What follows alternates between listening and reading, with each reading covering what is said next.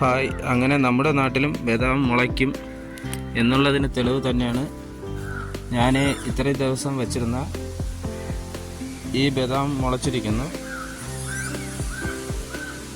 നല്ലതുപോലെ മുള പൊട്ടിയിട്ടുണ്ട് അതിൽ. അപ്പോൾ നമുക്കിന്നിത് നടാനുള്ള മിശ്രിതം തയ്യാറാക്കി ഇതിനെ നമുക്ക് നടാം. അതിനായി ഞാനിവിടെ എടുത്തിട്ടുള്ളത് ചകിരിച്ചോറും മണ്ണുമാണ്. അപ്പോൾ അത് മിക്സ് ചെയ്ത് വെച്ചിരിക്കുന്നതാണ്.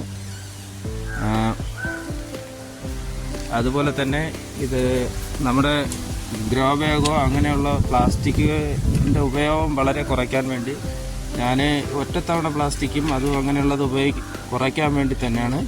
അപ്പോൾ അതുകൊണ്ട് ഞാനിവിടെ ഇത് ചെയ്തിരിക്കുന്നത് PVC പൈപ്പാണ്. PVC പൈപ്പ് ആണ് ഇത് നടാനൊക്കെ ഉപയോഗിക്കുന്നത്. അപ്പോൾ നമുക്ക് ഇതിൻ്റെ അടിയിൽ എൻഡ് ഗ്യാപ്പ് വെച്ചിട്ടുള്ളതിനാൽ ഇത് ഇളക്കിയിട്ട് നമുക്ക് ഇതിൽ നിന്ന് മറ്റൊരു സ്ഥലത്തേക്ക് നടാനും കഴിയും. അത് കഴിഞ്ഞ് നമുക്ക് ഇത് വീണ്ടും നമുക്ക് ഇതുപോലെ തന്നെ ഉപയോഗിക്കാനും കഴിയും. അപ്പം അങ്ങനെ ഒരു ഉപയോഗത്തിനാണ് ഞാൻ ഈ PVC പൈപ്പ് വാങ്ങിയിരിക്കുന്നത്. മറ്റതിനേക്കാളും കുറച്ചുകൂടെ പൈസ ആവുമെങ്കിലും നമ്മുടെ പ്ലാസ്റ്റിക്കിൻ്റെ ഉപയോഗം വളരെ കുറയ്ക്കും. അപ്പം നമുക്ക് ഇതിലോട്ട് ഇത് ഫില്ല് ചെയ്ത് അതിനെ ഇതിലോട്ട് നട്ടെടുക്കാം. അതുപോലെ ഇത് വെള്ളം ഒരുപാട് നിറഞ്ഞു കഴിഞ്ഞാൽ വെള്ളം പുറത്തോട്ട് പോകാൻ വേണ്ടി ചെറിയ ഹോളുകൾ ഇട്ടിട്ടുണ്ട്. ഇത് ഫില്ല് ചെയ്യാം.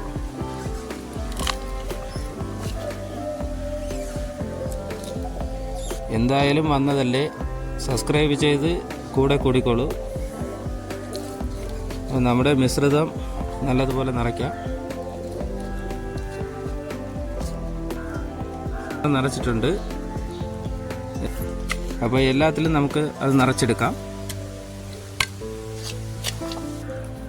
അപ്പോൾ ഞാൻ ഓരോന്നിലും 5 തൈ വെച്ചാണ് നട്ടിരിക്കുന്നത്.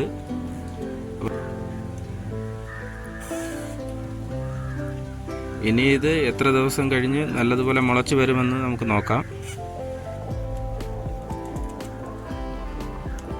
അപ്പോൾ ഇനി അടുത്തൊരു വീഡിയോയിൽ നമുക്കെല്ലാവർക്കും കാണാം. ബൈ.